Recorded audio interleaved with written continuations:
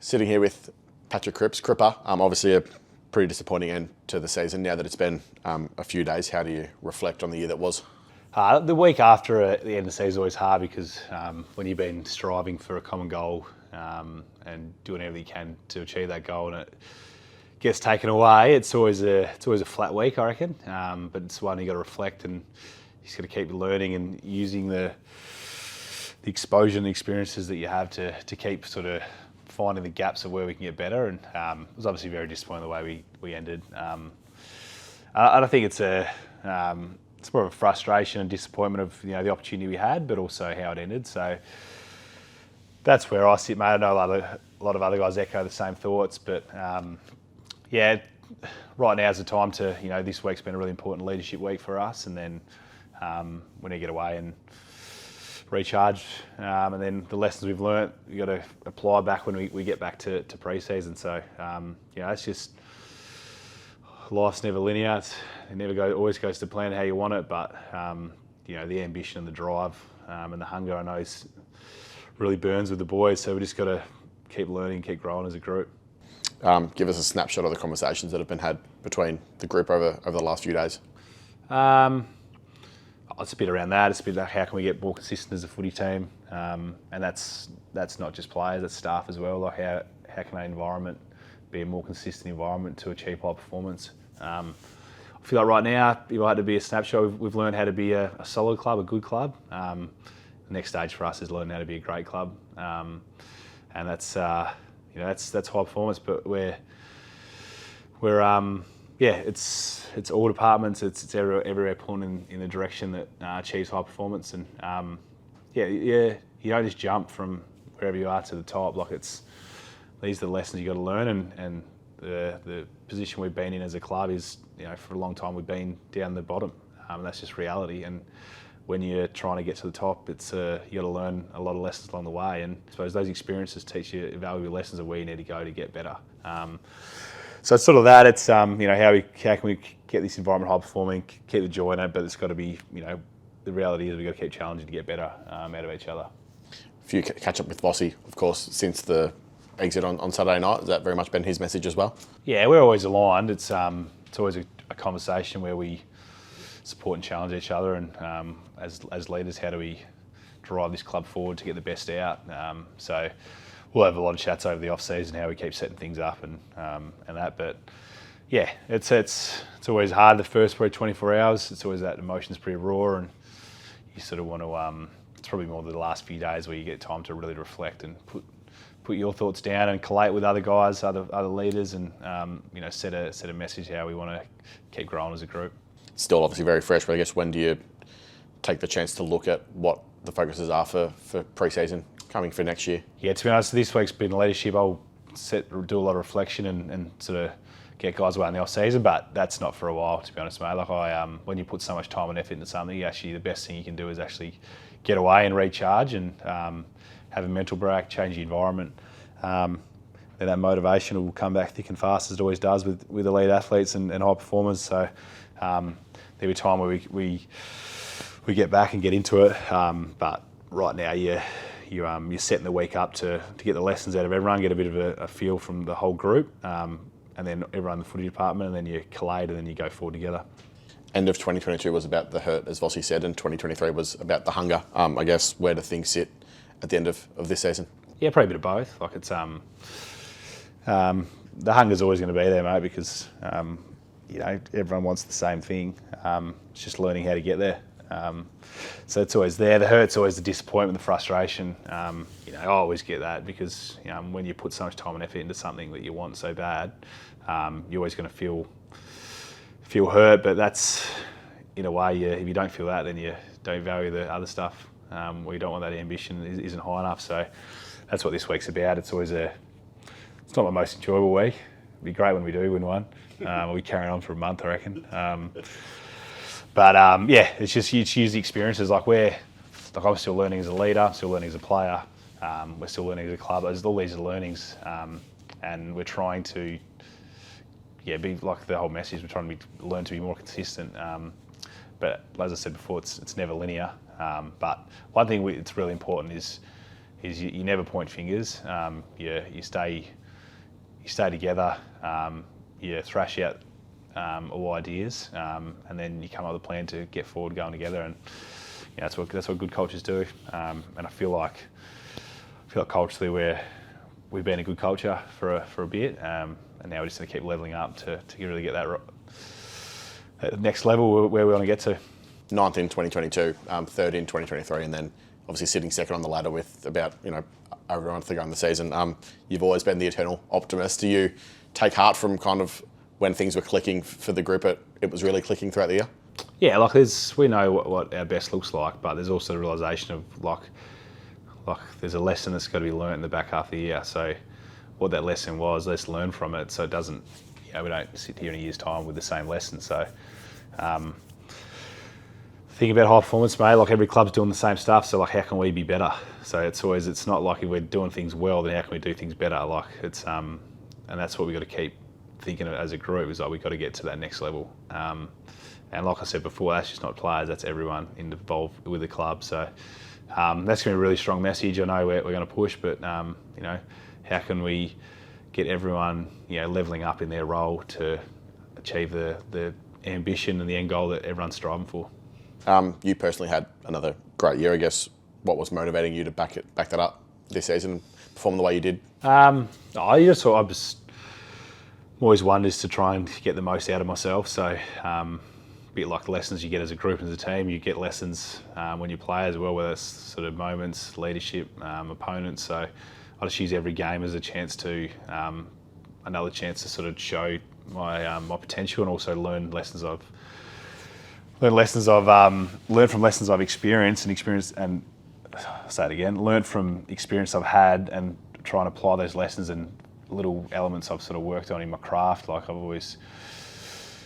there's focuses, like you always have different focuses, but I had to go to work on a few things to be more consistent when opposition players came at me, which I felt like I was able to do this year. From a leadership point of view, how to be more aware in game situation and lead the group, no matter how I was playing. So sit above how you're playing. So and then there's always elements of whether it's your body, your mind, or your craft that you're trying to tinker and keep improving. And that's what a high performer is. You got to keep searching for ways to get better. And I feel like when you compare to yourself versus others, that's when the internal motivation really drives, and that's how you get better. So I always try to compare myself to myself. How can I keep leveling up? Don't always get it right. Like I said before, it's never linear. Sometimes you have little form patches where you don't achieve or perform the way you want, but there's other times when you notice some jumps. And I was probably able to notice some jumps this year with the consistency I was able to produce this year, probably compared to last year. You reached 200 games as an AFL player as well this year, and how did it feel to run out with Coda that day? Yeah, it was cool. It's a moment that it's like I still remember my first game. So these seasons just keep rolling on pretty quick, but they're good moments to reflect. And even this year, you have a little daughter, and then you're able to run out with her. It's pretty cool where life can come at you pretty quick. I still remember when I was 18, like it was yesterday. I was putting the last thing in my mind, but they're cool moments. I had a lot of family friends come over for that as well. So it's sort of one of those ones where you celebrate the milestone with them, because to do what you do, you got to have a lot of good people in your corner, which I do, and I'm lucky to have.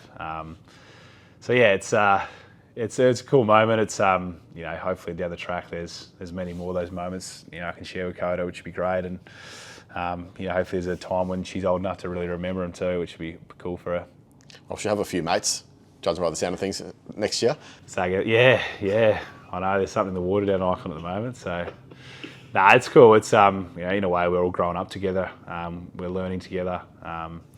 That's what good environments around connection are about. And footy clubs are unique. Like it's our work, but there's something about footy clubs that it's not work. It's actually a community, and that's what I love about them. And that's what we're trying to still keep driving and creating. Is how can we be a place from a footy department where the experience we have at Carlton Footy Club, which might be 1 year, might be 15 years, but how can you leave and really have great memories that you've created as a footy club? And that's not just on the footy field, but it's also how we connect how we connect off the field and do things socially. So I've always had that thought because I've come from a country environment where the community is everything. It's sort of everyone looks out for everyone, and the stuff you remember is not in the end, it's not actually you can't remember every kick in the game, but you remember moments you've had from your childhood where you grew up playing British Bulldog Friday night, or watching the seniors play or train. So that's the stuff I love about footy clubs and footy environments. Speaking of, I guess, this group growing up together, the leadership group dynamic changed a bit this year with the addition of Charlie. What did you make of how the four of you worked together this year? Yeah, it's something we're still evolving. It's great because we all have different sort of lens, and we're all great mates, which is the main thing. But we've made some big growth this year. We've also got a lot of growth to still go.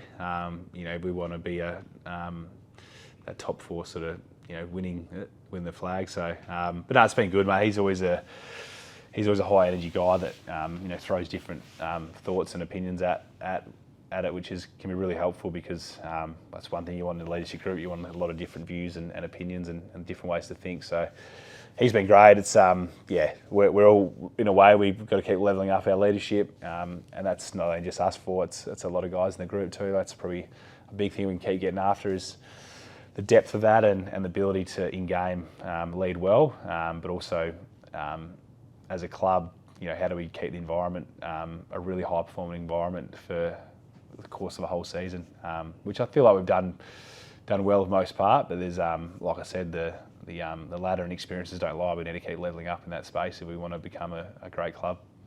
Team accolades is always the number one, but how good was it to see Weeders get the All-Australian blazer this year? Yeah, I think all the boys are pretty pumped because we see how hard he works and how good he's been for 5 or 6 years now. So it was never any doubt he was going to get one at some stage, but it was just nice for him to get the reward. And although he would never say it, I think probably a bit of relief that he got one because they're hard to get.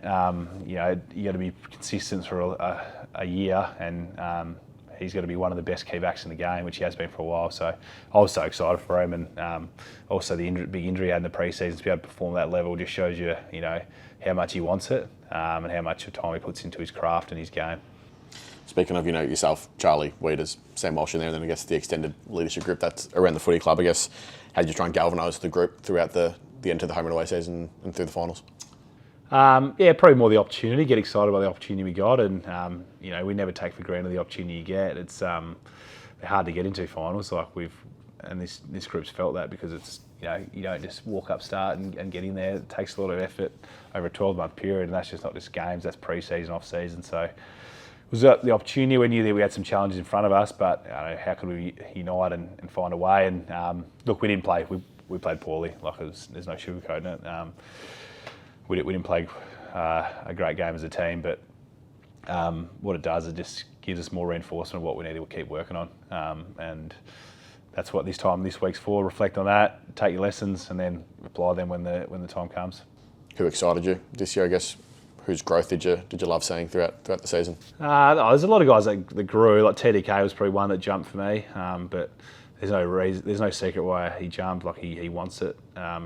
He puts a lot of time into his craft and his mindset, and you just get what you deserve in this game. That's one thing I've learned. You don't get lucky. So it's a message to all the boys. It's if you want it, you got to go out and get after it. And he's done that. Thought Elijah Holland's way, he sort of came into the group. I thought he had a really good year. Played a lot of games. He played a really important role for us.